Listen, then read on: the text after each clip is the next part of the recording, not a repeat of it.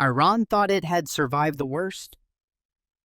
The regime in Tehran had somehow absorbed the devastating blows of Operation Epic Fury. Their desperate blockade of the Strait of Hormuz had sent global oil prices skyrocketing, forcing Washington back to the negotiating table.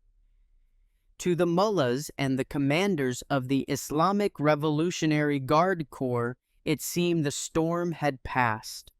Soon the status quo of oppression would return to normal. Then the mountains exploded, but this time it isn't American Tomahawks or Israeli stealth fighters that Tehran needs to fear.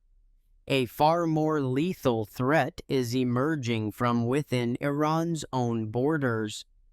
5 separate Kurdish armies have formed an unprecedented coalition marching out of the shadow of the Zagros Mountains with a singular objective to wipe the regime's control off the map. The first signs of this subterranean warfare ignited on June 30th. Reports filtered out of western Iran detailing a series of intense, synchronized armed skirmishes. 4 Iranian security personnel were confirmed dead with dozens more wounded. Among the casualties were 2 high-ranking members of the IRGC. While state media quickly labeled these as isolated terrorist incidents, a closer look at the military geography reveals a terrifying reality for Tehran. The attacks didn't happen in one centralized location. They occurred across a massive volatile arc in Pave, a border town in the Kermanshah province, in Banay, nestled deep in Kurdistan, and within the hostile urban centers of Mahabad and Marivan. Geographically, these cities are separated by over 200 kilometers of some of the most unforgiving mountainous terrain on Earth. This was not a random outburst of violence. It was a calculated, synchronized demonstration of force. The connective tissue behind every single strike is the Kurdish resistance, and it proves that something massive is brewing in the high-altitude frontier of western Iran. The escalation is moving at a breakneck pace. As the smoke cleared from the initial mountain ambushes, the Kurds claimed an even bigger scalp. On June 29th, a mysterious incident occurred on a highway in the southeastern Kerman province. The vehicle of Mohammed Aghbazad reportedly flipped over, resulting in his death hours later. On paper, Aghbazad was a rear admiral second class. In reality, he was the political deputy of the representative office of the supreme leader within the IRGC Navy. He was the ideological anchor for Iran's asymmetric naval strategy. Tehran officially claimed it was a tragic automotive accident. But in Iran, high-ranking officials have a suspicious habit of dying in car crashes whenever internal dissent spikes. Even though Kerman lies thousands of kilometers away from the Kurdish heartland, the assassination of a top-tier IRGC official at the exact moment Western Iran erupted indicates a profound intelligence failure. Kurdish insurgent networks are no longer confined to rural hideouts. They are operating actively inside Iran's critical infrastructure. The IRGC attempted to project strength in response. Within 24 hours, commanders claimed that border units intercepted a 6-man insurgent team between Mahabad and Piranshah, neutralizing them and seizing a massive cache of sabotage gear and advanced military hardware. But to military analysts, this isn't a victory for Tehran. It is proof of a bleeding wound. A violent internal front has officially opened, and the regime is completely unequipped to contain it. For decades, the mullahs maintained control through a simple doctrine: divide and conquer. The Kurdish people, who make up roughly 10 to 12% of Iran's 90 million strong population, have been systematically persecuted since the 1979 Islamic Revolution. Their political parties were outlawed, their language suppressed, and their leaders subjected to arbitrary execution.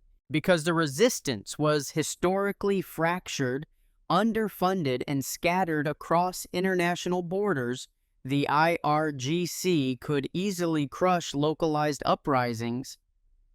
But 2026 has changed the calculus of war. Human rights organizations have identified a deadly new player on the battlefield: Korihiwa, which translates to the Son of Hope. This highly aggressive, newly formed militant faction is fighting alongside seasoned veteran organizations. The fighters neutralized in Mahabad belong to PJAK, the Kurdistan Free Life Party, a group with decades of experience in mountain guerrilla warfare. More concerning for Supreme Leader Mojtaba Khamenei is the sudden appearance of the coalition of political forces of Iranian Kurdistan. This historic alliance has brought 5 distinct Kurdish political and paramilitary factions under a unified high command led by the battle-hardened Democratic Party of Iranian Kurdistan, or KDPI. These groups aren't just an angry militia. They are a functioning army. Their primary ranks consist of disciplined fighters equipped with modern assault rifles, anti-tank RPGs, and heavy mortars. Crucially, their vanguard includes elite counterterrorism groups. These special operations units were quietly trained by Western forces during the campaigns against ISIS, leaving them uniquely proficient in night vision operations, precision sniping, and advanced urban sabotage. If the IRGC attempts to suppress this rebellion using heavy armor and mechanized divisions, they will be marching into a slaughterhouse.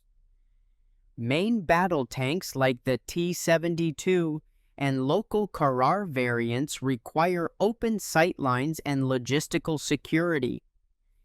In the narrow passes of Kurdistan, these multi-million-dollar vehicles become massive steel targets, easily immobilized by a single, well-placed RPG or an improvised explosive device, effectively trapping entire convoys. Logistically, Iran's internal supply lines are already strained to the breaking point.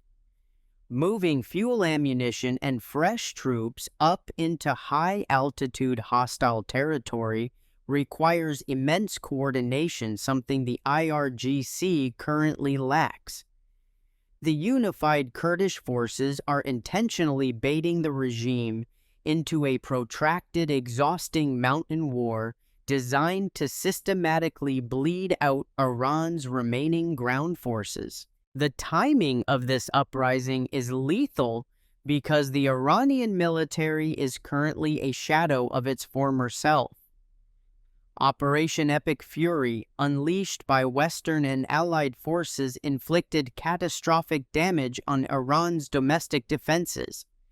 Reliable military intelligence indicates that Allied airstrikes successfully neutralized over 13,000 out of 16,000 designated targets across the country.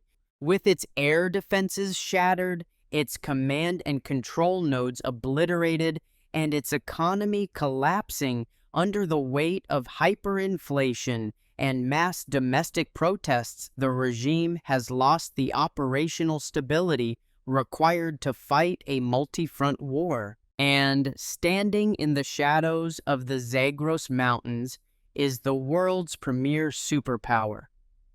While Washington has publicly stated there will be no American boots on the ground, the CIA has a long storied history of utilizing proxy forces to destabilize hostile regimes.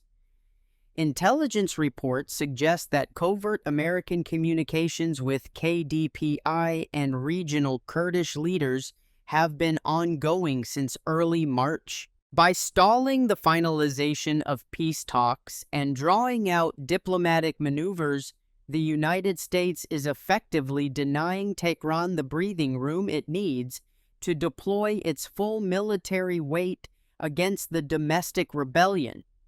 Washington is letting the Kurds do what decades of economic sanctions could never achieve, breaking the mullahs' grip on power from the inside out.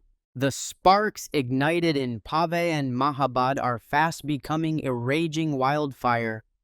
If these 5 unified armies can successfully hold the Zagros passes and encourage regular Iranian military conscripts to defect, the mullah's regime faces an existential crisis unlike anything it has seen since 1979. But Iran isn't the only authoritarian state facing an internal collapse. Thousands of miles away, Moscow is watching its own southern frontier as Chechnya barrels toward a violent succession crisis that could force Vladimir Putin into a multi-front war of his own. To understand how the collapse of the Kremlin's allies will reshape global security, make sure to click on our deep dive analysis covering the North Caucasus crisis right now. Thank you for watching, and as always, don't forget to subscribe and hit the notification bell so you never miss our breakdown of the world's most critical conflicts.